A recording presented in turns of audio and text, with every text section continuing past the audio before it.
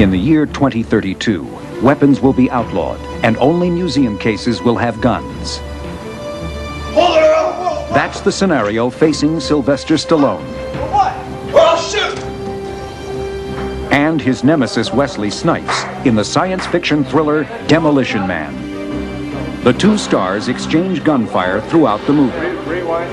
But their high-tech shootouts are all illusions, carefully staged for the camera by highly skilled professionals who practice strict safety procedures refined over years of filmmaking.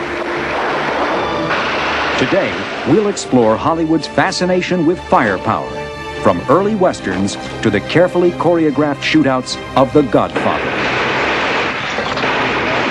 It's ready, aim, fire, as the masters of mayhem unload their weapons on Movie Magic.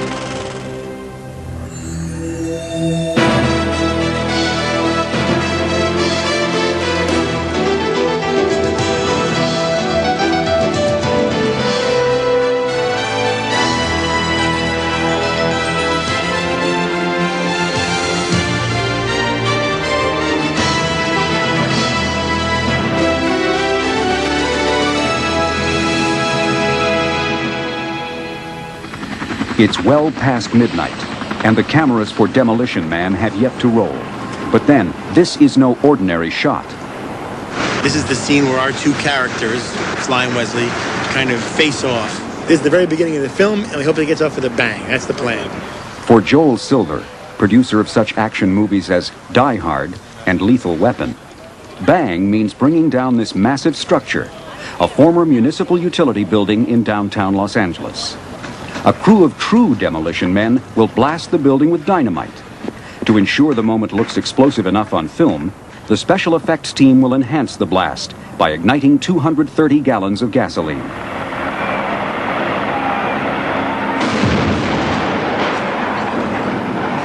The movie blasts off with a tremendous bang, and for the rest of the film, Stallone and Snipes exchange rounds from practically every weapon in the history of firearms. Battle continues progressively this way until Phoenix comes around. For this sequence, director Marco Brambilla stages a classic Western-style shootout in a museum of the future called the Hall of Violence. Creating the weapons effects is a large team supervised by Joe Ramsey. For a picture as spectacular as this one, team effort is essential. You can't do it alone. I mean, when you have 50 guys, there's no way you're going to be in every place at once. You have all your key guys. And any job I give any of them, I have total confidence it's going to get done. It's going to get done right. It's going to be done safe. Such confidence comes from hands-on experience acquired over the years. For despite Demolition Man's futuristic setting, its scenes of gunplay are an old Hollywood tradition. In the first westerns, the illusion of bullets striking objects was created by shooting pieces of chalk or marbles with a slingshot. Through the years, movie makers have used weapons to add firepower to their stories.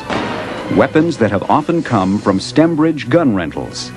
Founded by J.S. Stembridge and director Cecil B. DeMille in 1920, the Stembridge collection of firearms has been showcased in hundreds of Hollywood productions. From the airplane-mounted Lewis machine guns that brought down King Kong, to the minigun used by Arnold Schwarzenegger in Terminator 2. Today, third-generation Sid Stembridge continues the family business. The weapons that we have here in Stembridge Gun Rentals encompass basically guns from the early era of matchlocks and wheel locks, which would have been the 1560s, 1580s period, all the way up into the present with all the different automatics. Most of our guns are converted to fire blank ammunition only. We do not make or use any live ammunition here at all. The blanks have powder in them just like a regular shell would have, but the shells themselves are crimped closed without a bullet on them. So when you fire the shell, nothing leaves the barrel. So there is just an explosion that occurs without a projectile leaving. It wasn't always this way. In many movies of the 1920s and 30s, filmmakers used real bullets. Expert marksmen fired live rounds, sometimes aiming only a few inches from the actors. Actor James Cagney finally tired of this dangerous practice. In Angels with Dirty Faces, he refused to let machine gun bullets shoot out glass around his head. When the scene was filmed without Cagney, bullets ricocheted into the wall where he would have been standing.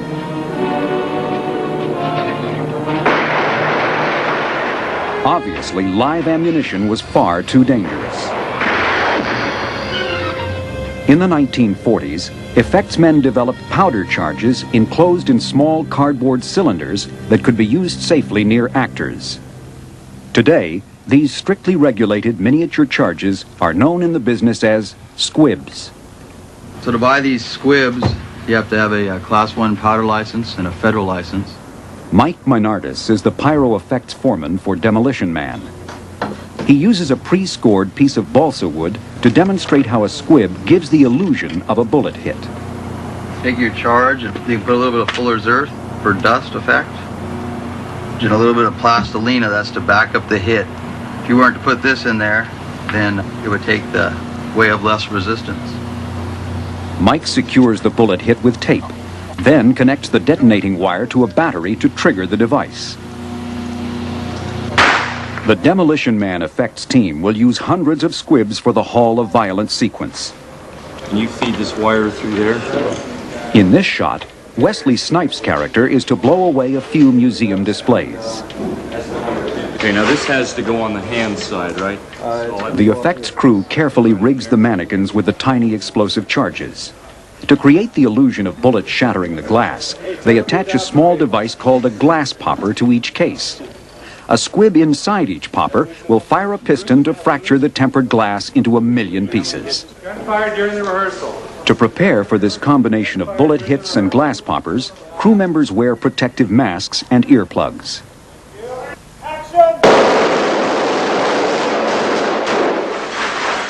While bullet hit squibs produce a dynamic and controlled effect, the rigging time limits their practicality. In this shot, Sylvester Stallone's unarmed character must dodge bullets from Wesley Snipes' rapid-fire machine gun. To create the illusion of bullets striking the walls behind the star, Joe Ramsey will shoot spark hits using an air-propelled pellet gun. It's your basic paintball gun. CO2 is your pressure for power. Single-shot pump. Sights, because when we're using this one, we're going for real direct hits. We could have you as the actor, or say have an actor's head here and basically feel pretty comfortable shooting right beside him. To create sparks, the gun fires breakaway capsules containing a tiny quantity of a combustible spark ingredient called zirconium. Bird gravel is added to provide friction. When fired, the impact ignites the spark, similar to a match striking a rough surface. What we shoot generally is combinations of dust and spark. The spark they always love for the ricochet look. A dust shows an impact. So you generally go dust, spark, dust, spark. Mike Minardis demonstrates the gun's effectiveness. Just pull this back. By pushing on the trigger lightly, you can single shot it. Or by holding it down, you can fully automatic. That's it, that quick, 10 hits. Concern for safety continues with the actor's prop weapons. Before every take, the prop man inspects each firearm before allowing the actors to shoot blanks. To complete the illusion of mayhem, the effects team adds a touch of smoke, plus fire from a flame bar. The set is ready for an explosive shootout. Hey, Mark. Okay, here we go. Ready? And action! What did I say? I'm a blast from the past. Should have stayed there. That sounds familiar. Who's that? Mom! In the film, Stallone's character appears to narrowly escape a round of bullets. But not everyone gets away so easy. These, of course, are just dummies. For a character to receive a bullet wound on film, another kind of pyrotechnic artistry is required. In Hollywood's earliest films, gunshot wounds were rarely visible. In those less graphically violent times, actors simply clutched their wounds during death scenes. But by the 1970s, effects artists commonly used blood packs to add dramatic impact. Effects masters A.D. Flowers and Joe Lombardi greatly advanced this craft in Francis Ford Coppola's gangster epic, The Godfather. For his death scene as Sonny Corleone, actor James Caan was rigged with dozens of squibs and blood packs. These were wired to a battery which ignited the squibs. By this time, they had made explosive bullet hits that was flat and round, and it was very effective. The crew even attempted to rig pull-out plugs filled with blood to Sonny's face. For Demolition Man, Mike Minardis prepares body hits for an upcoming shootout. So what we're going to be doing here is putting 3 blood hits in a police jacket, and that's to simulate exit wounds. Mike selects the spots for the blood hits and pre-scores the exit holes with a razor blade. What that's doing is, when you put the charge in there, you want it to blow a little hole this big instead of splitting the material in a big X. Then once you're done with that step, you can set the coat over, start making the blood hits. The latex sack holds 2 to 3 teaspoons of artificial blood. Depending on how big the hit, you can fill it up to whatever size. Try and get all the air out so they lay flat. Mike next prepares the explosive charge. Because the police jacket is fairly thick material, he uses a medium-sized flat squib. It goes in this brass shield and creates a little shape charge. With it being in here, all the force is directed straight out. With a leather pad, the actor, when it sits on here, can't feel anything. The blood sack is taped to the bullet hit to form a small package. When the squib goes off, it would blow this out. You get the spurt of blood, and then the rest of the blood here bleeds down. The blood hit is then placed over the pre-scored area in the jacket. And the last thing we do is put a neoprene pad against the leather pad. That's it, that one's done. The Demolition Man effects team will go through hundreds of blood hits during the 6 months of filming. This scene is a futuristic underground area known as the Wasteland. Second Unit Director Charlie Pacerni oversees the filming of today's action-packed scenes.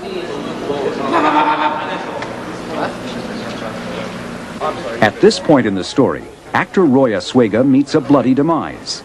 The effects team carefully rigs body hits into Roy's costume. A wire for each squib runs to a separate screw on a controlling device called a nail board. A master nail, called the striker, is hooked to a battery. When the striker touches the metal connector on the board, the completed circuit electrically ignites the explosive powder charges. To enhance the moment, effects man Andy Seebach shoulders a spark gun to spray the area around Roy. Action!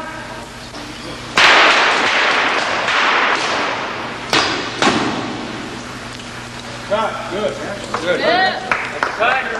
As soon as the shot is completed, the effects team quickly removes the wire rigging. Beautiful. All right, Roy, one take, Roy.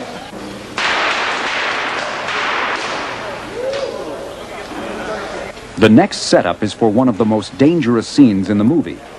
Bill Aldridge is the effects foreman for this sequence. In this scene, Wesley Snipes comes in with a futuristic weapon, and he's got Sly dead to rights with the gun. A player from down below fires a shotgun blast up. It pops this cable, throws Wesley to the side. He drops the weapon. When he drops the weapon, it hits the ground, fires up, and blows out an area right into here. In the meantime, this platform swings around, and they go off, hanging onto the edge. The bridge is suspended by pre-rigged cables. This is a Holix cable cutter. This actually severs this cable in half. The explosive device is contained within the cylinder, so there's no sound other than a snap. To heighten the moment, the effects team strings sparking squibs along rails of the bridge.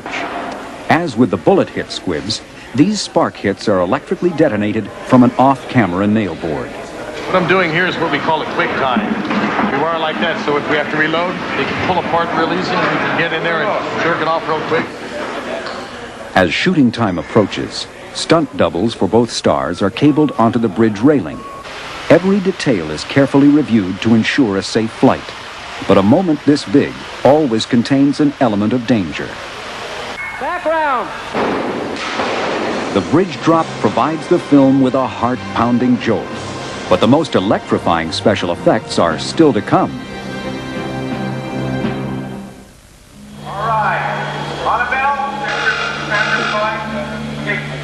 Demolition Man lives up to its title with a finale that will destroy an enormous 3-story solid steel set.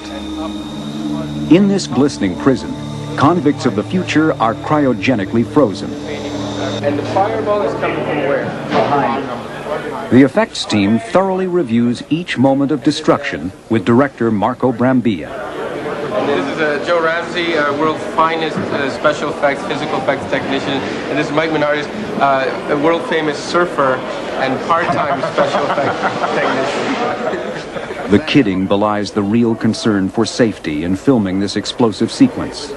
For this shot, Joe applies a coating of fire-resistant gel to Sylvester Stallone's stunt double. Behind the scenes, Gene Rizzardi readies tanks of carbon dioxide. This gas will create the illusion of cryogenic fluid blasting the prison set. The control vents for the gas are triggered by an electronic keyboard. CO2!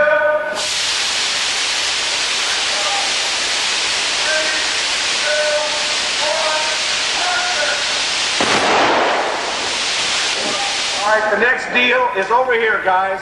We're against the bar with Sly. At this point in the story, the two protagonists will duel to the death as the prison set self-destructs around them. What we're doing right now is we're setting up for this shot that involves Simon Phoenix holding a very exotic laser beam device. And he's aimed it at Spartan, which is a Stallone character. And behind Sly, as he jumps, it cuts a huge swash of white-hot metal into these prison bars. So what we're doing is sequencing these squibs across these prison bars so that as soon as Sly crosses frame, we'll be triggering the bar just behind him. And when we combine it with an optical effect that's to be done later on computer, it'll look like there's this white-hot plasma beam just following Sly. Many of the film's futuristic weapons, like this magnetic accelerator gun, were created by giving an actual firearm a cutting-edge look. But the laser device used in the climactic battle is one of a kind. A 21st century ice pick, this magnesium thermite laser is to blast a hole in these prison bars. To simulate a laser hit, the effects team uses flash paper, a thin sheet covered with flammable powder. Strips of the paper are wrapped around the sections of the bars where the beam is supposed to strike. A sparking squib is attached to each bar in order to ignite the paper. For safety, the detonating wires that run to each squib will be connected last. This prevents any of the charges from being set off prematurely, an important precaution. As a quick test reveals, the flash paper deserves its name. To create the illusion of the beam cutting through metal, the effects team replaces a section of prison bars with one that's been pre-cut. What we're going to do is we're going to wrap this with flash paper and paint it so that it matches the bar approximately. And when the Z-17A goes off, it ignites the flash paper. We'll do it on a nail board in sequence so that it'll look like a laser that cut through the bars. With flash paper concealing the cutout segments, touch-up painter Rocky Poloni expertly masks the bars so that they appear frosted with frozen cryogenic gas. As the effects crew ties in the wiring to the nail boards, the camera crew rehearses the shot.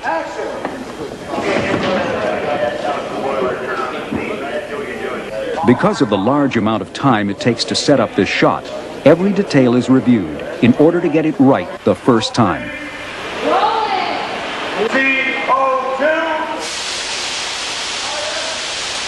Still, a last-minute problem arises. The jets of carbon dioxide are so powerful, they extinguish the flames on the bars. To remedy the situation, Joe quickly applies a coat of flammable rubber cement. And the cameras roll.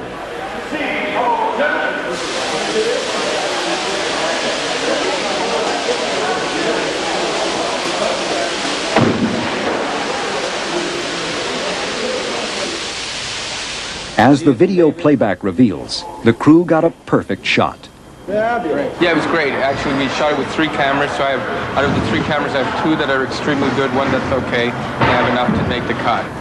I'm happy, they're happy, so we're happy. That one worked out just right. This is One Take Ramsey. Whether it's creating gunfire or the effects around it, It's the skill and experience of people like Joe Ramsey, Mike Menardis, Bill Aldridge, and Charlie Pacerni that keep cast and crew members safe while ensuring that filmmakers get the required shot. Proving once again that a hard-charging movie relies not on ammunition, but illusion to generate thrills.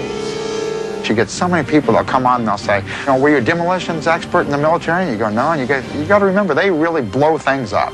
We simulate. Even when the movie's called Demolition Man, it's the film's special effects team that gives an action spectacular its spark of movie magic.